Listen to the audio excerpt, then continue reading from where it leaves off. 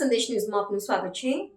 તાપીમાં ભૂસ્તર વિભાગની રેતી માફિયાઓ પર લાલા। નિઝરના સુલવાડા ગામેથી 75 લાખથી વધુનો મુદ્દામાલ કબજે કર્યો। સુલવાડા ગામે તાપી નદીમાં રાત્રિ દરમિયાન આધુનિક સાધનોથી ગેરકાયદેસર રેતી ખનન કરવામાં આવી રહ્યું હતું।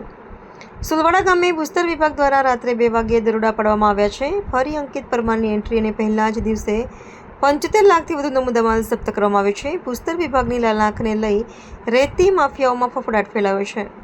ભૂસ્તર વિભાગે સુલવાડા ગામેથી 3 ડમ્પર સહિત 75 લાખથી વધુનો મુદ્દામાલ કબજે કરી કાર્યવાહી હાથ ધરી છે।